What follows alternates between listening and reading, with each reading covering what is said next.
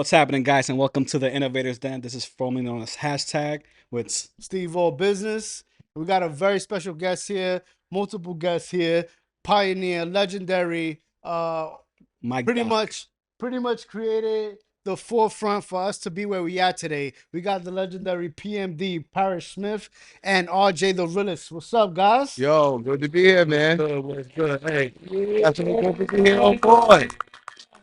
Yes. Let's go, let's go, let's Yeah, go. It's yeah. live in here, guys. It's live, and we got the Realist. What's up, guys? Yo, What's it's an up? honor and pleasure to be here with you big pleasure. and Dan, you know? Yeah, See. it's something special. We appreciate the opportunity you guys came through. Yeah. And we just wanna our audience is growing and we wanna introduce them to legend, right? Yeah. And legacy and what you've built for people like us from our community. We Latino, but we grew up listening to hip hop. Yeah. Hip hop is our culture, Right. and that's how we grew up, So P, RJ, welcome to the Yeah. Innovators Den. It's good to be here. Man, great to be here, bro. Man, hey, man, look, hey, from the jump, man, we went downstairs, man. Hey, man, it was family all off the rip. That's that's all we need. Mhm. It's between us, but you feel me? Like, yo, it's That's a always fact. family around here. Always appreciate the love, man. Man, I can see y'all doing big things. You feel me? I'm just Appreciate it. glad you had us on the platform, man. Mm-hmm. We're gonna bring the energy with it, man. Yeah, that's what's up. For Yo, fact. so P, we're here to tell the story. Yeah. Here to go back in time and That's then right. bring it back into the future. That's You correct. feel me? So Tell us a little bit about that the energy in Brentwood at the time when you started recording. Well, Brentwood was always a happening town, still a happening town. But, I just was fortunate to be born the middle guy. I wasn't the older guy. The older guys was the ones who was really leaving out the front door and really happened to pave a way and make it happen. So anytime they drew through the block parties, literally uh the juice was coming from the light pole. But at that time, either you was the DJ on the one and twos, or you was the MC, or you had the linoleum out on the floor breakdancing from the B-boy and the B-girl standpoint of view. And at that point, the elements of hip hop was very important because you had to prove yourself. yeah, but you started young, right? There was a time you was what, like 13, 14, Yeah, and your older brother was in the music business that's or correct. working as a promoter or something like that, right? Yeah, he was a promoter slash artist. Right. So that's, he was bringing talent to Brentwood and Bayshore, to the YMCA. They had a facility called Pilgrim State. And then, my family was real known for the block parties, Right. Okay. bringing the U-Haul out to the BX, loading up the turntables, the Sir in Vegas. My mother would get the permits from the town of Islip, block off the roads. And in Long Island, you had towns like CI, Brentwood, Okay. Copeg, Wine Dance. Wine Dance was known for serious DJ, serious music. But what made it so interesting is instead of them driving, they would ride their 10-speed bikes from Wine Dance to our actual block parties just to support. That's the way hip hop was back there. And you got your DJ equipment, your pops got that for like Christmas time, right? Yeah, a whole DJ set, not just some turntables. So I was around it. And that set was basically to keep me in the house because, the neighborhoods kept going down. Right. And at the hip hop party, it always ended with a And fight. you the youngest of like 6? How was it? There's 7 of us, so I got to be clear with that. I Right. have 2 brothers and 4 sisters, because sometimes I say I got 6 brothers and sisters. Right. But I have an older brother and a younger brother, and then I have 4 sisters, 2 older sisters and 2 younger sisters. So I got the best of both worlds, and then I'm the middle. I'm number 4. So we got to watch 1, 2, 3, and 4 got to watch 5, 6, and 7 on top of our parents. So by the time we was up to swing, we already knew where the music was. My older brothers and sisters was going out to the Bronx River and the T Connection, coming back 4 or 5 The o'clock in the mixtape morning, stuff, right? and they had cassettes. So they had the presence of mind back there. They would tape the whole thing, bring it back, sneak back in because they borrowed the car, sneak in. And then I just, when they go to sleep, take the tape off the desk, go back in the house. Go back outside in the car and listen to the show that they just witnessed. And you just get this big imagination. So it's important to have, when you see somebody do something, it gives you the confidence and it gives you the ability to say, yo, I can do that too. So you saw your brother already in the atmosphere, Mm-hmm. being a promoter, going to all these shows at the time. Yep. And then being signed to like Tommy Boy, right? Yeah, and then like I had to spin back around the block, and my older brother started schooling me with stuff that he knew I possibly couldn't remember. Right. Like I was too young to sign to Tommy Boy. But you started DJing for your brother. Yeah, I could be on the cover to Facts of Life, but I couldn't actually sign for the contract, which actually worked out for me because then if I signed to there, once I got older and started doing it myself, I wouldn't have been able to sign the sleeping bag. Yeah. But then that's when you and Eric, y'all started working on what, the Camaro or something like that? Yeah, I had a '68 Camaro. When you Did my have homework, fun- guys. I had to do Yeah, my you homework. definitely know you do. I That's had to the do my homework. I'm bringing it in. Yeah, that's the birth. Yeah, I have time today. So the making of the '68 Camaro is the birth of Please Listen to My Demo. And the whole point of the '68 Camaro is because there was no bread. So we had dudes in the neighborhood who was hustling, they had the new cars. And then you had some dudes who were spoiled. They had the new cars. So if you didn't have the bread like that, we had a place called 231 where we drag raced every Friday and Saturday. Right. And the guys who I went to school with, they had money, but they chose to buy muscle cars. So the '68 Camaro was the one for me. I went and picked that up for $225. Then I bought a Nova for my man Ivan. And then I took the 350 engine out of the Nova with the 4-barrel carb and then put it into the Camaro. Did all of this with no mechanical skills. Wow. But the whole thing was you got to see what you had when you bought your car out there that night. Right. But you even worked at Intimates trying to hustle the money together to even get signed. Yeah. People don't know that. And that's where I really gambled and almost got killed because that money was supposed to go to the college Right. over the summer. You That playing was make money. Yeah. So I was supposed to go back in August, but I was like, I knew I could get it off. So I took the money from the bakery, flipped it, gave it to Charlie Murata at the studio, and then looped this my thing, 7 Minutes of Funk. You did with Charlie. You did most of your first 3 albums with him. No, my 4 like all my music, I still work with Charlie Wow, to that's this incredible. day. That's Working with Charlie keeps everything in perspective because there was a time where I had no communication or no connection to music. I just seen my older brother and his team coming in and out. They was always on the move, head on the swivel.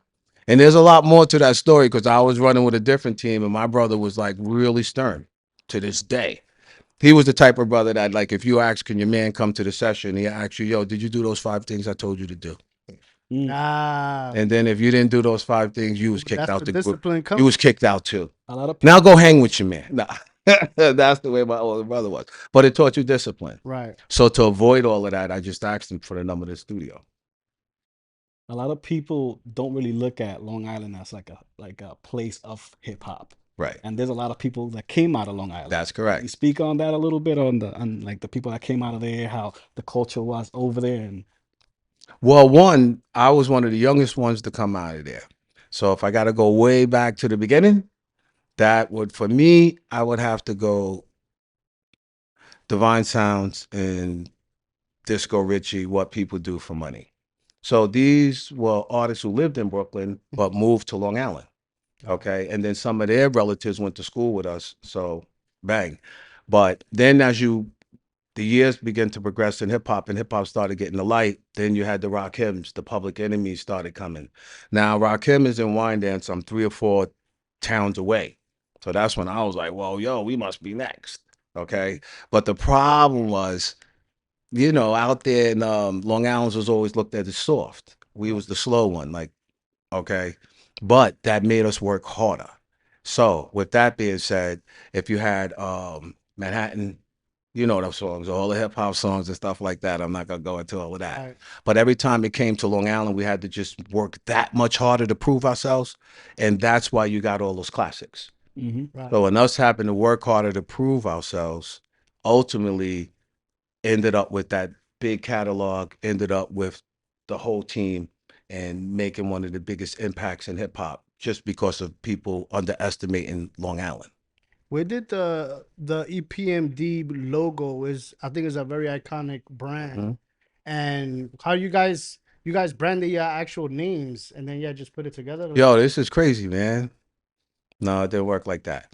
I used to be a DJ Easy P for Smitty D and the Rock Squad. Then on the back of all the record companies, they have Just your credits. no, they have the address. Right. All right.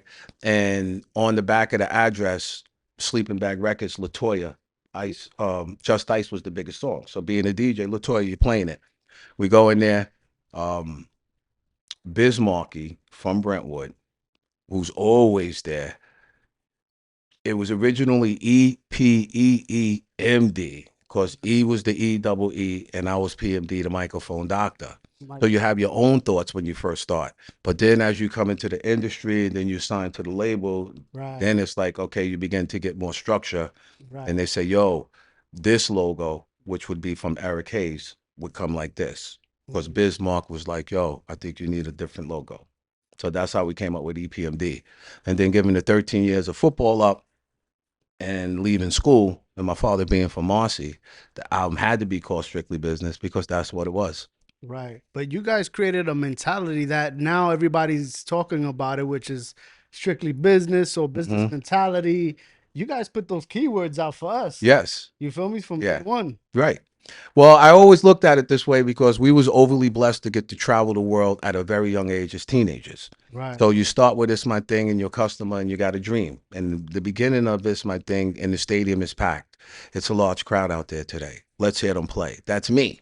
All right. So how do you say that in the beginning of the song and then bring in the choppers? And the next thing you know, you're on the Run's House tour looking at Run DMC Jam Master Jay. How was that tour? Like opening for like Run DMC and having Jam Master Jay as like a mentor or big brother. Well, it was Jam Master. It was actually Run D, and we was under Rush management at the time. But we was a little different. So we didn't have to pay to ride on the bus and stuff like that. There was genuine love because Run DMC had love for us. Right. So we caught the 2 bottom bunks. We used to see the no laces in the sneakers, and we had like just a front row every night to see Jam Master Jay come out of the sky. Right. I mean, he came out of the sky for real, like boom, and the propellers and shit light up. And then you would see Run DMC. And we knew, but when you was out there was no lip syncing. Right. Run DMC didn't lip sync. Public Enemy didn't lip sync. Jazzy Jeff and the Fresh Prince and Stetsasonic. So that's when you begin to keep the speed. And really, it was just about keeping up and impressing your colleagues or your peers, whatever, Which is like KRS-One, Rakim, big time. etc. Yeah, so you have to remember, like I remember in Apollo, KRS-One was up there, big fan. And I think I was still on my first album, but I was watching from the stage. And KRS said, yo, come up there. So I went up there, like, yo, big difference. Here's the point. Long as you always remain a fan, then you would always remain true to the game, no matter how big you get. That's a fact. So, I came in last. Rakim, Eric B was here. LL Cool J was here. All the big guys, Run DMC was here. So you guys were like the last of the golden age. You and That's correct. Eric, right? Yeah, and MC Light. You guys were the last duo, the last brand to cross over when it crossed over. Without trying to cross over. Right. So we dissed the crossover and the song crossed over. Wow. So that was it. Right there. But that's a perfect example of why you shouldn't try to cross over. Right. You just do the music from the heart, because then you could drop a song that basically, when in hip hop, you're basically letting the fans know you're going to represent hip hop and represent the culture. But then now you got large pros. Some seem hesitant to represent looking at the front door. So what happens in between that little gray area when you're not down, but you actually get down? But then once you're on, you either could go left or you could go right. But in being true to the art and the music and what you first came in, me particularly the underground, then you always have a fan base. So hip hop was like a free forum at that time. Yeah. It done changed, but Yeah. it was a free forum to speak your mind, to right? Yeah, but with just you didn't have to go see no one. You just spoke your mind. That was it. Hip hop therapy. Okay, so if you say, yo, listen, what? You got Rakim, oh man, look at Taylor Soul, you got Run DMC, Slick Rick, okay, what can I do? All right, just tell the truth. MCs out there, you better stand clear. Your PMD is a world premiere from New York Straight Talk, America's best, Kowal, Long Island's where I rest. That's my first words. And then bought in the chopper. Now here's the funny thing, and the stadium is packed. Now you're on the Run DMC tour, Run's house, and the stadium is beyond packed. So before you bring in the choppers and the stadium is packed, it's a large crowd out there because you believe and you have this vision, or you wouldn't have put it, it wouldn't be there in the song. You felt it was a culture shock? I felt hip hop was brand new and still feels still young, and it's up for the artists, the producers, anybody who's involved in it, to leave it the way you found it. It's kind of like when you go camping, you find the campsite all clean, and then when you're there, you trash the whole spot. But then when you leave, you police the area. If Run DMC didn't leave it like that for us, then we wouldn't have been in a position to become legends. At that time, I feel like everyone had a unique sound. You and E specifically had a very unique sound, which was mimicked quite often after that. Yeah. What made you guys come up with that sound, and what what inspired you guys to come up with that sound? Yo, these are good questions because I had everything backwards. I thought you made your own music. So when you come in the game and you think that's the way it goes, then you begin to, that's when sampling wasn't as big and you still had to carry crates before Serato. Okay. So if you come in the game and you think that you're supposed to make your own music, write your own rhymes, and then it's not to your third album you find out it's not like that, you already have your own sound. So that's how it goes. Like I don't even think I heard of a ghostwriter until my fourth album. Well, key notice, EPMD is the most sampled hip hop group till date, if I'm not mistaken. That's correct. And then Yeah, no, I was listening to it earlier, especially Tip. Rampage was one of them. We were listening to You Got to Chill. You got to start with This My Thing, Ain't No Brother. Well, Right there. imagine you guys sold millions of records, but then people sampled and sold millions of records With Yeah, on y'all samples. that's correct. That's crazy. And what works with that, it preserves the sound. yeah. Like you're just doing it for the love in the beginning. But then when you create a sound like that, and then new artists come in and use the sound, one, it's a sign of respect. Like if we use somebody rhyme, then we sampled it. Like how many rhymes? Like come on, there's so many. Oh man, Nice and Smooth. Massive Meltdown, Bring the Red Tape. Like we use that on Brothers from Brentwood, Long Island.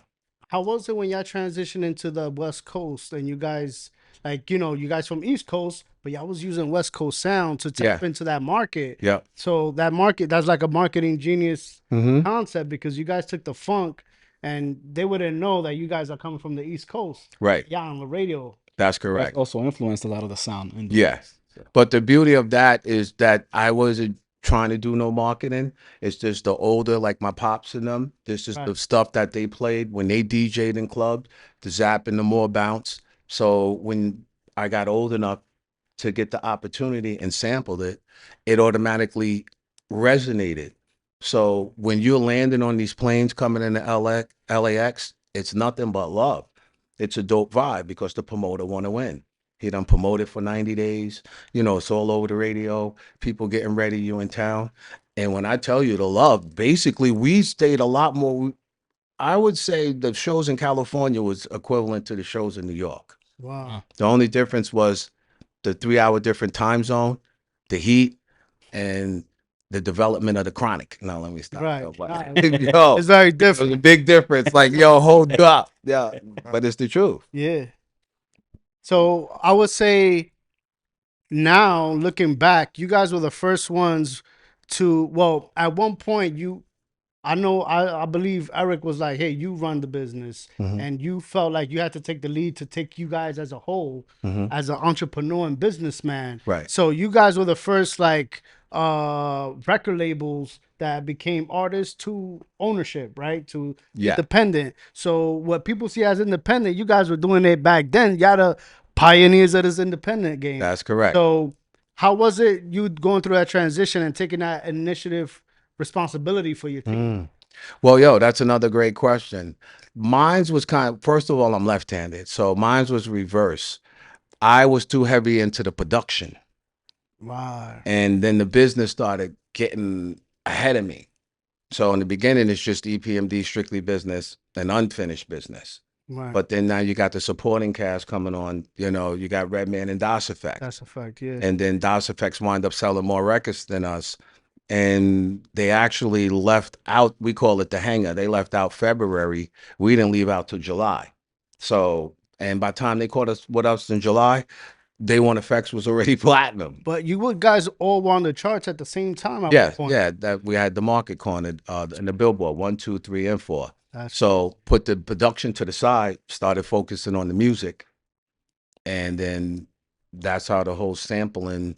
Because you got to understand, when we first started, there was no sampling machines. right. Charlie Murata, because he was from the rock era, he knew how to work with the tape. Back to Charlie. Right. Okay, so he was able to sample whatever the record was. So if you say, "Yo, loop this," 7 minutes of funk, or if you say, "Loop, you got to chill," he would loop it on the tape and it go more bounce, do do do do. Then he'll put it on another tape for about 4 minutes. Right. And then on that tape for 4 minutes, that's when the mics would come on, and then you drop the vocals. And then the sampling machines caught up with us later.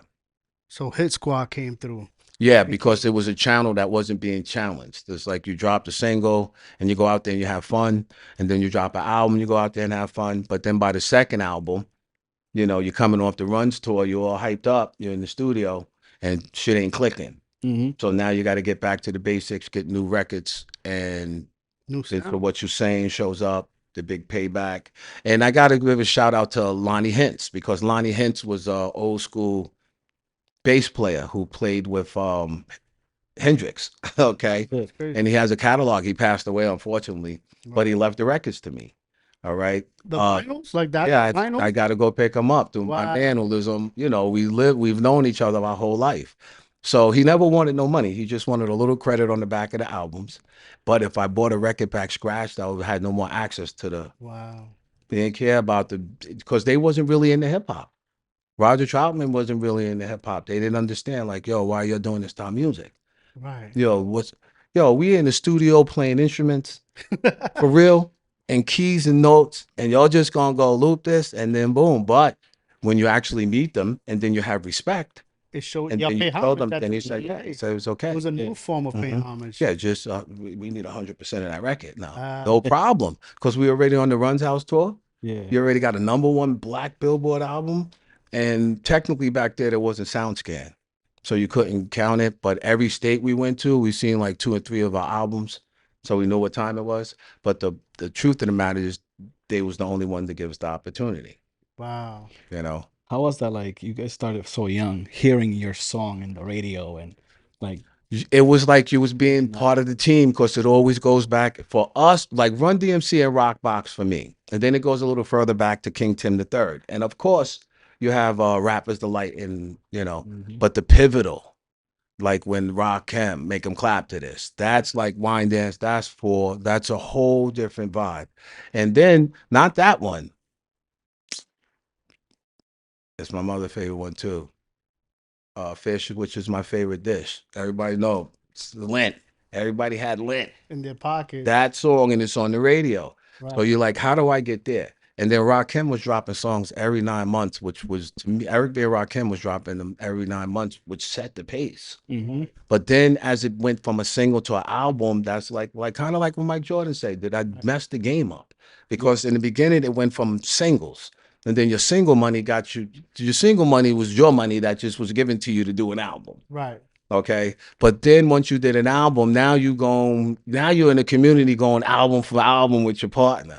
Wow. Meaning like your colleagues. So you'll see KRS-One come out, Big Daddy Kane, Ain't No Half Stepping, you know what I mean? Slick Rick, Lottie Dottie. I didn't even have a contract back there. I think I was in like 8th or 9th grade. But then by the time we circle back around, Slick Rick had Children's Story.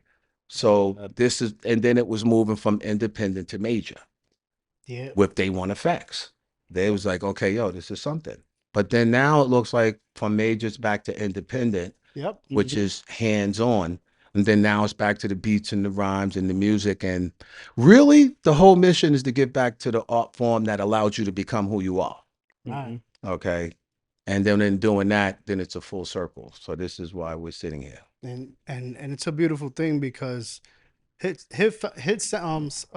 Squad became that on the charts. You was able to empower your team. Yep. And while you was on tour, you ran into That's Affected Virginia. Yeah. Something like that. Yo, this is crazy, man. It's crazy. So on the third album, no, actually the second album. So Unfinished Business, we get off a sleeping bag, we're going to Def Jam. So now we're doing good. We got another #1 black album. Okay, now Reggie's coming into the fold. Okay, so now what's the first one? Hardcore. It started making it a little easier because the more consistency that you had as a crew, the more easier from a business perspective the people would leverage. give you free reign because they knew what you was doing. Right. So unfortunately, when we dropped Strictly Business, it was in a snowstorm, a lot of snow, and we was like, yo, we can't go to the promo tour because there's snow. And now you're not at your mom's house no more. You're not at a dorm no more. You're actually in your house chilling, doing your thing, and you could get the wrong perception of what it is until you get a manager that calls and tells you what's going to happen if you don't get on the plane. So that's how faith and everything comes in, because the truth of the matter is the airports were open. We went and got on the plane. We went to go host a rap battle, and in the rap battle, DOS Effects walked in. But they were too futuristic and on point in the hardcore Virginia club to be like, they won tonight. Nobody was coming out of that club. So that's where the infamous story of where we went to go meet them in the back and said, yo, listen, you want a record deal or you want the $100 to win tonight? And then they say, yo, we take the record deal. Yeah, that's a good. And the dudes before, those dudes were super dope. But DOS Effects came in with Clap Your Hands was their first one. And the ill part is because there was no technology. So our promo tours, we really had to go to all of those states, all those record companies, all of those clubs. So we was trekking up the East Coast, the Midwest, the West Coast, and that wasn't even included Europe. But the beauty is when you did get a hot demo tape, you basically played it to death. What was your longest tour? I would say the business as usual when we went to Def Jam. Wow. Because Sleeping Bag was independent and they were doing what they can do. But Def Jam was a well-oiled machine with antennas. So now you was going to every state, countries, and the pace was just picking up. How many cities? How many shows? 90? I would start 30 cities hands-ons with the mic, and that's not even including the promo. Like the meet and greets and stuff? Yeah, exactly. So sometimes you'd be walking in, boom, radio station, and shut it down. Wow. But technically, in hindsight, that was a show, but it didn't count. Right. You know, but it still was all off of like the Chitlin circuit of EPMD, you know, Big Daddy Kane, Slick Rick. But then when I bought in the Hit Squad, it changed the dynamics of like, yo, if you had a team and a squad that was on the same page, you could basically take on the world. And now we're here with RJ the Realist. That's correct. We're in the future now. Yeah. You know that 2025. What's good, RJ? Hey, man. Hey, like I said, man, appreciate y'all having a brother here. You feel me? Hey, man, we got so much, you know, music, so many videos coming out, man. We got a lot coming out, man. So in the studio every week. What was your introduction to PMD? Shoot, man, I was working with him around, I would say 2016, 17. You know, rest in peace, my manager, Bus. Yes. You know, I had got up with them, and you know, I started doing music and, you know, putting out my little mixtapes here and there, and they had to see if I was serious, you feel me? Right. So I had to prove myself, you know what I'm saying? Like, get on the mic and really, you know, be aggressive with it, you know, just jump on every project, murder every track, do what I do. And we finally linked up with Pete. And, you know, from there on, shit, you already know the rest. You know, 2018, you know, we had Business Mentality, the album, you know, crazy records. You know, but I kind of threw him in. Yeah. See, he didn't know. He was coming in, just getting on, but it was kind of the tail end. So when we did Business Mentality, I think he did 5 songs, but I took him to 12 countries. Yeah. Like I just threw him like right in it. Yo, and he did good. Yeah, right in France, Switzerland, Germany, Italy. He was on stage for like 28 minutes, you know what I mean? Or 30, or sometimes more. I think in Switzerland, it had to be about 40 minutes. You know, just rocking to the legendary tracks and then the new joints that we had did. Man, it was crazy. It's crazy when you in the right environment around the right people, you know, that rubs off, you know, that energy rubs off. And for you to be able to like work with P, go on stage, go on tour, you know, you just getting ready to do your own thing and blow up. Yeah, just so and appreciate just you coming in and rocking out with us. Nah, you already know, brother. Like, and it's just dope representing the island, because like he was saying before, like a lot of for a fact. I'm from Amity. He's strong. North Amityville. Okay. Like a lot of people be thinking, yeah, Amityville Horror. Like, nah, that's like what people don't know about That's the the one island. thing that What everybody people thinks don't know about. about the island is this. Like, It's a fact. there's always every town is like a rich side, got the nice houses, and then you got Yeah. like the north side, and that's the trenches. And that's where I'm from. You know what I'm saying? How you got into music in general? Shoot, like pretty much like through my managers, you know what I'm saying? Like I really was always rapping in the trap house, like when I was like 10, 11 with the older guys, because everybody used to just come through, just put on beats, put the Xbox instrumentals on, niggas just go back and forth. And that's pretty much what I did as a youngin', but I ain't really pick it back up till I was probably around 19. And because at that time I was playing football, doing my thing in college, trying to just play ball, you know what I mean? Just doing my thing, doing my rapping thing, but doing that. And then my aunt's brother came in, put on a rap battle, URL, Beat Magic versus Chilla Jones. Wow. You know what I'm saying? And that right there really set me on a course that I'm at. Like, because I heard Beat Magic say, I'll have you, if he see war, his wig will curl under his scully like CB4. And I'm just like, The metaphor. yeah, I'm just like, yo, I think I could do that. And I probably could do it better. So we're gonna write. You feel me? So I started doing that to writing songs. Met my manager around 2017, and we had the album, went on tour, and we just been rocking ever since. Oh, bro. So now we got On the Road. Yeah. That single is crazy. Yeah, on the road. We getting good reviews on that. Sure. That's correct. Sure. Shot the correct. video, Yeah. break Gil dancing. Rios on the video. That's It's like the team is bananas, to be honest. It's Yeah. like everything is effortless. And that's what hip hop is about, the contribution. When you get introduced, because there's so many people on the outside that just want to be a part of it. Yeah. right. And at one point I was one of those people. So when you get in, when you do get the opportunity, you got to be very mindful, Yeah. because just as quick as it is, it could be gone.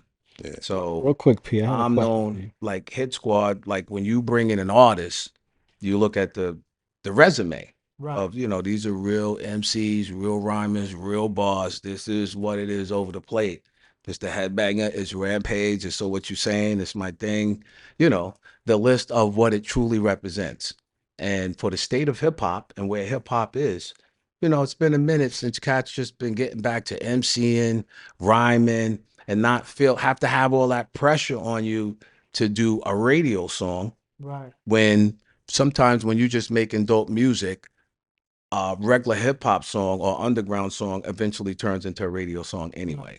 That's what happens. You know what I mean? So you don't have to base your whole career on trying to make radio songs. It's My Thing, and your customer is just a regular hip hop song straight across. And even on my solo projects, like with Rugged and Raw, or Business is Business, all of those albums are based off of just hip hop, the culture, the 5 elements. Is there something that like you had to learn through like the tough times that you went through that you would kind of teach somebody like RJ today? Yeah, they always say that you have to go through it. Right. So you have to go through it. There's just something about that's how it goes. In the beginning, if it's easy, then it's a problem. So in the beginning, you could always be on the roll. You could come out the box, 2 gold albums, 3 or 4 gold albums. Okay, cool. But then when it gets Jimmy Crickets, now that's where the character's built. Can you do the same thing and get the same results that you was getting when you didn't understand the game, or when you had an independent label behind you, or when you had a machine behind you? It still all goes back to the same thing. How do you feel about it? And if you truly believe. And if you truly believe, then it shows up in your work, It's crazy because I respect something about you, looking at your journey and your catalog. But at one point, you put your differences with your partner on the side, and not only your partner, but your label and the whole situation. Y'all became very successful. And I know there was an incident, if you don't mind me talking about it, that people crept up on your spot. Yeah. And you was out, doing an errand at 7-Eleven or something like that. And when you came home, you saw that they were trying to get into the crib. But after that passed, you put your differences into the side to say, there's a bigger picture here. There's a bigger brand here. Right. You didn't only do it for you did it for the fans. Because if Right. you would have you said, I'm gonna run away from this. You're talking the talk, right? If you would have just ran away from the game because they try to startle you, we wouldn't have what PMD is today Right. and what hip hop is today because you put your differences to the side and went strictly business. That's correct. Thank you. Yo, you're welcome. That's basically sums it up right there. And one of the first things you learn out there is, first of all, fear is false evidence appearing real. It's just in your head, and you got to be really mindful when you creating. Two, you can't take the reality away from what you actually saw. Right. So if you get introduced a world where there goes Run DMC, there goes Rakim, there goes Big Daddy Kane. Can't undo that. Yo, what big yo? They'll get 3 tour buses, and then you learn from your big brothers. You learn. Then now you got your own tour buses out there. That's where the discipline and the leadership comes in. Because everybody's not on the same page. So sometimes the youth can get out there. You have access to everything. The drugs, the money, the alcohol, the women, and stuff like that. So that's part of the responsibility. So when you come into the game and I'm on my 4th album, and then you see Jam Master Jay's not here, Prodigy's not here, Dave from De La Soul's not here. There's a lot of missing components, but I was already 4 albums in. Right. So with that being said, some people only get a single off or no single off or no album. Yeah, but as a duo, you guys did like 3 albums that were consecutive hits or No, something. 4 back to back. Wow. And then on the 4th one, DOS Effects, Platinum, Redman, Gold. And then what happened was the independent opened to the majors, and then, you saw what you saw, but then now it gets back to the basics. And then your first album, your solo album. Yeah, it was Shady Business. Shady And the first single was called Shady Business. Okay. And then the second album was called Business is Business. And then the third solo album was called Awakening. And the 4th one's Business Mentality. And now this one's Standing on Business. That's crazy. Standing on business because the block has changed. Used to be about spitting facts and pain in exchange for a famous name. Who's to blame when self-destruction is the end game? That's crazy. Because the responsibility is yours. So here's the thing. You can't turn 70 or 80 years old and look back in hindsight that you was a key piece Right. to hip hop Right. that King Tim, Grandmaster Flash, Run DMC, all of these people, Kool Herc, made it, Rakim, the list goes on, if I forget anybody, made it possible for our era. And then on top of that era, I had my own era. Right. So you have, and the more you put the And then difference the to next the era side, came after that. Yeah. Like the No Limits and the Mhm. Rockefellers and Right. the Bad Boys. That's So correct. You guys set the trend for them to be who they were. As That's correct. heads and entrepreneurs and where they at today. Mm-hmm. Thank you. And now it's a lot more easy because the independent, it looks like it did a 360 back to where it started. And that's why I love the road and the stage. Right. Some people have a problem with the traveling, the flying and stuff like that. But when you have fans that was there when you were 17, 18, 19, they show up to these shows now With the kids. 50 with their kids. And the debate backstage in Detroit, the debate backstage in Cali, it's like the parent sits there with their child and they be like, yo, now this is hip hop. And there'd be no resistance from the kids and it'd be all stuff like that. But you get to see the difference in our era and their era. And more importantly, why it's important that our era got back to work. Because hip hops look at people working again. Yeah. Nah, they got people who just took a sound and they just started, tweaking it and they went off a little bit. But I think it's going back to that. And you guys have your last single was It's On You. Yeah, It's On You. It's doing it's doing amazing right now. Yo, it's on PMD Legend TV. Facts. Okay. The video was shot by Gil. All right. Big shout out to Boogie and Lil. All right. Yeah. Yo. Oh yeah. Yeah, they Not connect time the into dots. 9 until, and then They the connect connect, the dots. even boom. Okay. And then now the next one that we have coming out next week is the second video On the shot road. by Gil and the team. Yep, on the On the road. road. Yeah, that one was bang. Now, I want to go back a little bit. You mentioned a lot of people that inspired you. Yeah. So who would you say is like in your Mount Rushmore of hip hop? In my Mount Rushmore of hip hop, wow, well, definitely everybody says Rakim, but it is Rakim. When you get to about the speak block, Rakim. like you used to go probably knock on his door when they said do not. Yo, listen, you don't understand. I think I was one of the few. And if there was somebody else, this is when I would drive the 68 Camaro from Brentwood to Wyandanch. Okay. And then as soon as you turned that little block, he had the 190 sitting there, all white with the kitted, white rims, blue rag. It's in a verse, but I'm not gonna start rhyming that. But yo, 90 lace with the cash and jewels. I ain't have it, but I seen cash rules. All right. So that's what it was. And then you sit there and you look at the car while you're in your 68 Camaro. And then, you just have the heart to go to the door, the back. And then you read the sign, do not disturb in the lab.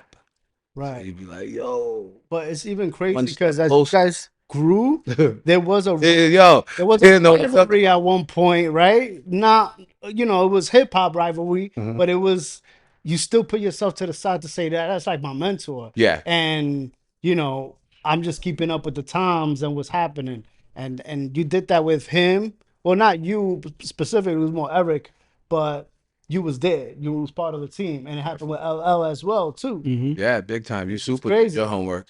And you Right. guys put those things to the side and made it pop. Yeah, there's no question. And I never, again, when you're a student, you keep things in perspective.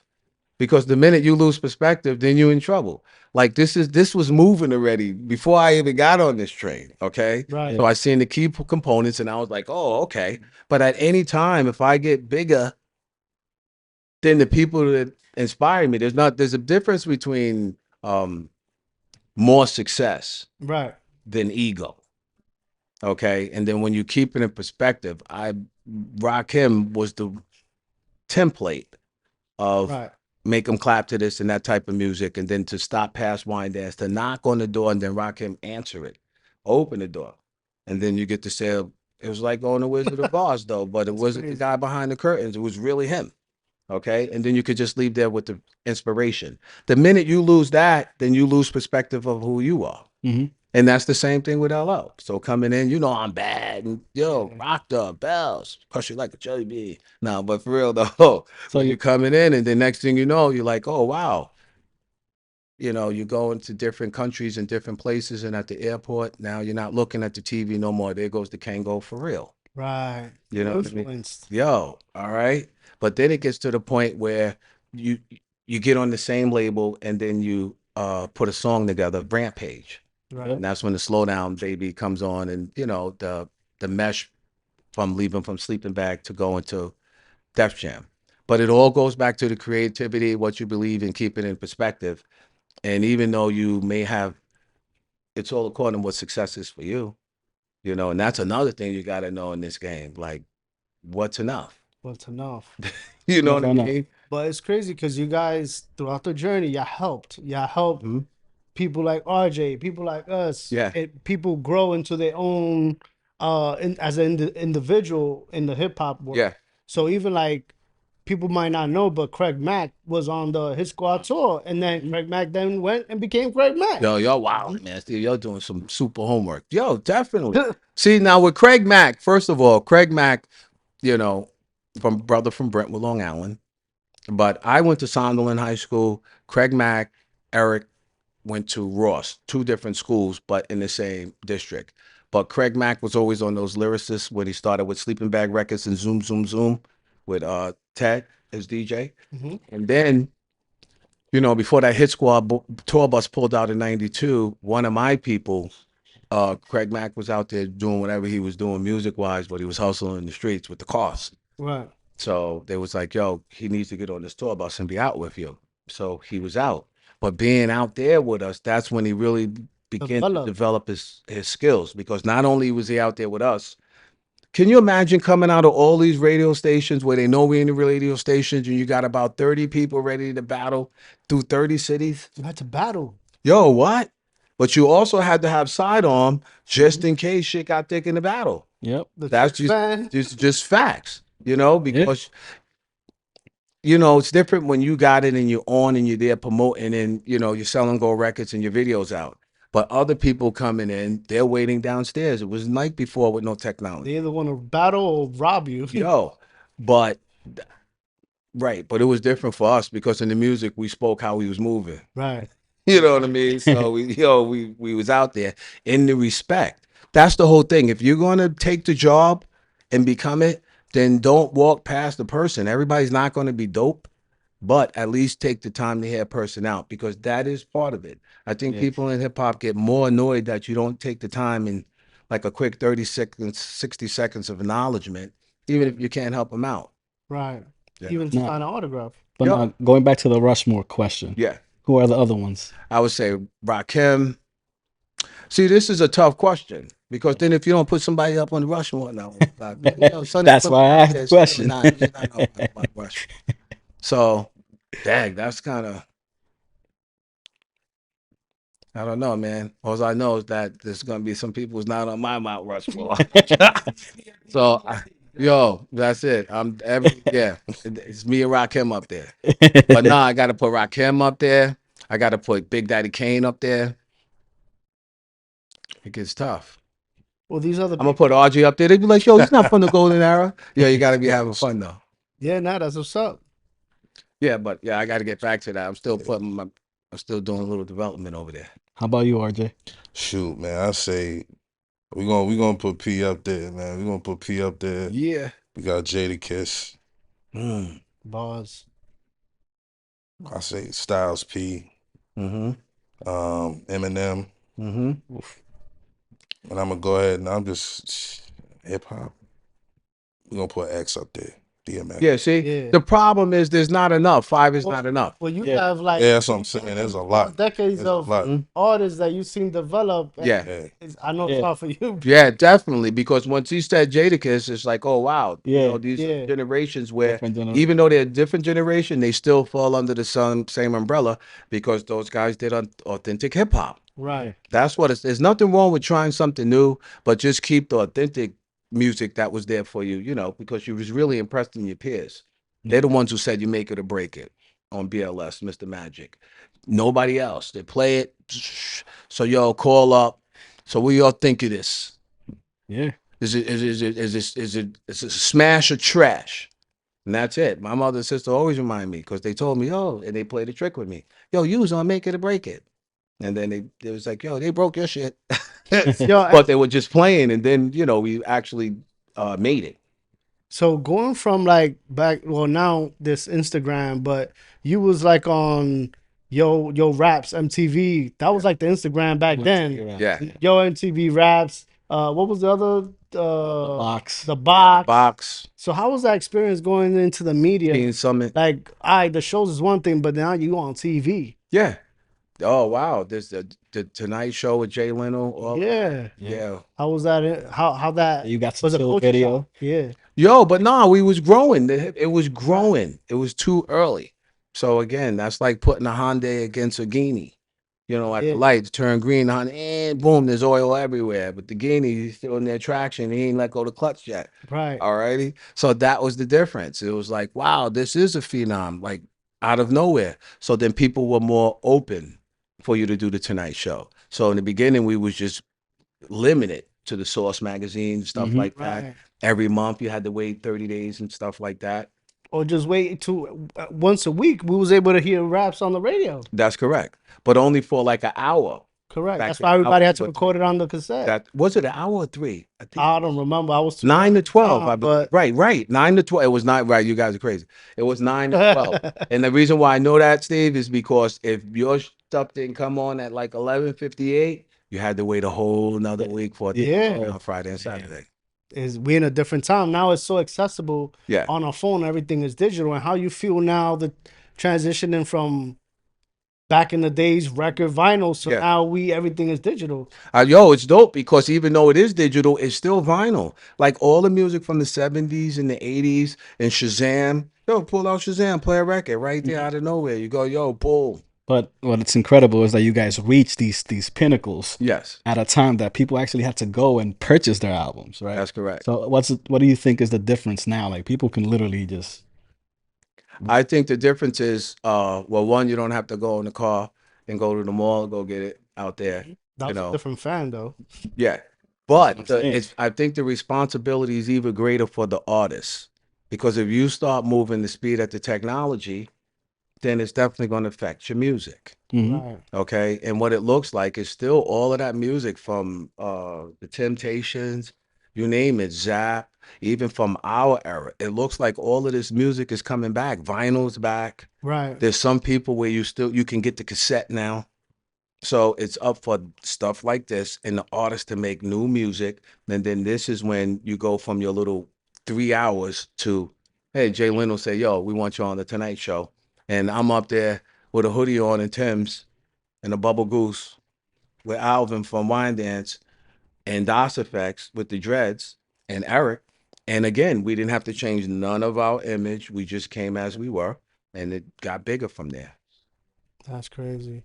In '92, you stepped back, Yeah. right? You took a step back to see how far you came. That's how I feel looking back on your journey, and I think that was very responsible for you, for yourself, to take a step back. But you took the choice, and you guys partnered back up. You and Eric, and you guys came in a different era. And how you Right. felt That's that was the impact, because you Yeah. left and came back in a different era Yeah. of hip That was hop. what, 92? 96, you came 90, back.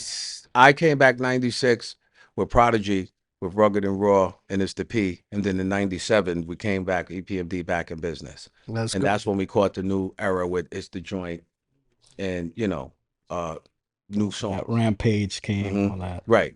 But the beauty of it, again, it comes from being selfless, not selfish. So because you take the time, I could have cooled out on Strictly Business. I didn't have to do nothing else. Right. Hmm. But I chose to, and then you got to be careful because now you got too many people on the boat. Right. Now you got Titanic.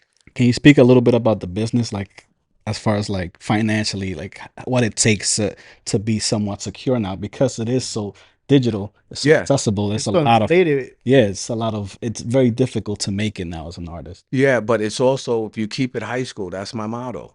In high school, you was home under the jurisdiction of your parents, and you really didn't have nothing but the clothes that you had in your books. Hmm. So now, when you get success, what is success? Like you sell some records, is should we celebrate? Should we go get the Lamborghini? I don't know. Should we go Hmm. get the mansion? But That's after the you whole got point. that, No, no, I'm joking. right, Because what happens is now you throw a whole bunch of pressure on yourself. right, Now you're sitting there with the guinea. The doors are up, right? There goes the house, the pool. mm-hmm, But now you got to do the second album. right, None of this was here at the first album. So I was watching the game like RJ just said, I could do that. Like I heard Rakim and them. I heard Run DMC. right, I'm driving caddy. You fixing the Ford. My father was fixing the Ford Grand Touring. I was handing him the 916th. right, Under there with the fuck under the muffler trying to get it cracking. right, But who's this guy with the echo? It wasn't just the rhyme, it was also the echo, but I'm gonna stay focused. right. Because they breaking it down. I saw it on TV. It's called the funk. I shouldn't be giving away all these jewels, but it's called the funk. You talking about the echo machine? Like shout out to the people out The there. one that we had in at the Uptown, video. downtown, The 1 Superman. 2 1 2. The Chiba Chiba come to the front wherever The you echo at. machine. Okay, Got it. and they say James Brown is the one who came up with the one. Wasn't it with the guitar or something that was It connected? starts on a boom, and Yeah. the one where he don't need no help from you. Right, It's the boom, like kind of like all the classics you hear. It's like one. right, There's a difference between starting on the one and the four. So they just say on the one, something in the metaphor, something in the music that affects the endorphins. And then from there, these are the OGs breaking it down. And this was last night. They said because the music and the funk from starting on the one is so addictive, you have to let go aside of yourself to really enjoy whatever this is. So when the beat come on, why do you think when the beat come on, we don't have to do it now. We cool and talking about it. But you heard the music and boom, boom. So while you're listening to it, it's like, okay, I like that. But then there's something in it starting on the one that allows you the imaginations to start to go. And then you just start to become some other person, basically. Hmm. And that's the problem. Nah, this Yeah, I'm getting schooled right now. This Yeah. is education right Because now. now, This is all schooling. all right. So now you go there, you got the other guy. Right. Because that's where the music takes you. I saw it yesterday. That's But now you gotta if it's too much, then you don't come back. right. Because it starts with listening to something that really intrigues you repetitiously over and over and over, and then you go there. And then in going there, you're different you. That's right. That's So about y'all heard it here. Y'all heard it from the I don't know if greatest. that makes sense though, but It does if make you sense. start if you listen to music, there's a difference. Like some people do it right and it's whatever, but it was clear James Brown said on the one. And then everybody boosted the one, and then the one, and then when everybody keeps saying the one, you know, and then you start listening and you start thinking, wait a minute. And then when they play that song, it starts on the one. And then when you step back, I listen to all my music. It comes, you got to chill, chill, chill, Mm-hmm. bang, That's you a know, fact. PMD all of them. live from the Innovators Den. Yeah, thanks for coming, P. Yes, Can you speak a little bit before you go? Speak a little bit about where people can find you, where people yes, can find RJ. yes. This is dope. First of all, I want to give a big shout out to Steve. Big Thank shout you. out to Big Dan. facts. These guys make it happen. Big shout out to Gil and the rest of the team. Yo, if you want to find me, PMD, big shout out to Lil and Book. I'm on Instagram. Yeah, you can't give too much of the jewels because the next thing you know, that's what happens. Right. You know? What's the website? No, I'm there. I'm wilding. I'm checking out over there. How I'm looking? I'm looking good. I'm good. No, I'm only playing. That's me right there, right? Yeah, I got him. But you know, this is the game too, though, where you come out there. Next thing you know, next year, boom, free agent, cats getting drafted. Yo, you know. So The Knicks is winning right now. there's more, huh? The Knicks. Oh, forget about it. That's a perfect example. Yo, everybody's happy and fun until you start dropping that three a little more, and then oh no, that's how it goes. It's up to you. Can you handle it? Right. That's how it goes. Like when you sit in that seat, that's what the seat entails. Yo, everybody's happy until you make it, and then once you make it, are you a person that needs people to love you, or to Right. like you, or like whatever that is? So you have your own closure. Yo, but yeah, because when you was going to high school and junior high, nothing was working and nobody was listening to you, and you was walking like, yo, you're gonna see, watch. Mm-hmm. Right. You was just dolo. So what will you tell a new artist coming up now? What will you tell them? I would say trust your instincts and your intuition, because that's when you ask for something, that's part of it. And then in that, if you know, you have to know. People follow you, and the moves you make reflect how long you actually exist in hip hop. So if you're gonna bet on yourself, and you know, don't have what's called it's death posse. That's a whole bunch of people who's around you that you know it's just a bunch of hype, but their ear's not really down to the street and not really in tune to the people who really love your music and listen to it every day. Right. And you know, that's why my biggest recommendation Recommendation. So I'm slowing everything down now because the shit's about to go down. We're in 2025 with all cylinders You're fine. in the future. You back Oh, to and the it's future. fun, Yeah. you know, because it starts back 87, really 85 for me with my brother and them. I was just Right. watching those guys, but they had to do real work like auditions and stuff like Right. that. And not, I just went right out the park and right on Run's house tour and was chilling. And then from there, I was like, yo, I think I could do this. And then put a whole hit squad together, which is high intelligent thinking. You're the first squad of all squads. Yo, for sure. Mhm. That's And a then fact. boom. And that's the real thing. So, but again, what you have to realize is you have to know. And I've been in this game like 38 years this year. That's a fact. And today's math is 4 for those who know their math. You know, we on the The 17th mathematics. anniversary of my grandfather passed away May 17th. And my birthday was May 13th. So, Yeah, anyway, be belated, bro. yeah. So, Taurus, baby. you know, 8 and 5. There it goes right there. And then you break it down to a solid number. You got the 4. And it's a master builder. So you don't know who you are. You be running around for nothing. Right. Not knowing who. That's why I be, you know, sometimes I tell my people and I tell my kids that. It's that simple.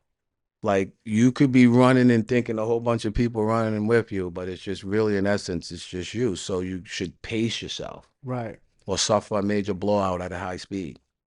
Mm. It's like, oh shit, Dad knows I'm bullshit. Get in the game right Yeah. now. Wow. All right. So let's do So it. this is gonna be all edited up and everything, right? Shit. Nah, it's all good. This is live and Okay, Real so yo, quick, this let me is all get good? this. Yo, hold on. Yo, the beat could get rugged, tough, hard like P. Try to play my man, but you couldn't touch me. You tragic, no comp rapper on the quest. To get your head flown, boy, you must be smoking cess. Cause many often wonders MD paid. You goddamn right, punk, stay out of my way. Cause I clock G's while you clock Z's, and I don't smoke crack. I smoke MCs. So pick up a pen, cop a squat, and take notes. Rappers suffer from bleeding sprains and slit throats. My style, deadly psychopath, schizophrenic. Where rappers choke like a carburetor, freeze up in panic. Cause I clock pesos. Don't so yayo. Another word for cocaine, mi amigo. That's Spanish. Terminology for Fred. Sit back, ride the Bozak, as I said. Bass funk with beats that thump. From kickers and amps co-lined up in my trunk. My system's cranking my head like the blinking brothers right on my tip L. At the same time thinking, damn, how could a brother be so nice? Cause I'm the capital P-E twice, N-D-E twice. I choose to squeeze, some choose to fight. I like to write, but then again some bite. And while you was banging on tables, I was banging Snow White. Hip hop's still alive. Hip hop's still alive. Yeah, Let's go. Chill. And you can follow me at RJ the Realist _. Hey man, that's my Instagram. Right? You can follow me at RJ the Realist _ man. Yo, one more time, RJ, where to find you? Hey, RJ the Realist _. Man. All right, yo, you can find me Parish Smith of EPMD and Instagram. I forgot to get my tags and shit. Yeah, you gotta. Yo, we could about it like that. Yo, I'm on Twitter, PMD of EPMD, and then the rest. Yo, we catch on. And the website, what's the website? www. Oh, yo, major big ParishSmithPMD.com. That's where you go get everything. Check out merch. Yes. Shows, and big shout out to the people who's been supporting me from day one. Hip hop's not dead. It's very much alive. Very alive. Yo, Butter Raspy, big shout. Yo, we got the release of the 6 Barrel documentary viewing at Tribeca June 12th. Wow, that June 20th, we're at Brooklyn Bowl. And you got another event with Ralph yeah, Daniels, right? That's going to be dope too, because the bill is nice. Just authentic hip hop. Starting with Cuba. Milk is chilling. So it's just hip hop where you could just be yourself and represent. Yo, all right. All right, well, we're here. That's another episode. PMD, RJ the Realist, hip hop legend in the house. All day. Innovator, then the number one innovator, the innovator. Yes. PMD. In the crib. Formerly known as #Steve-O Business. All right. Rap. Yes.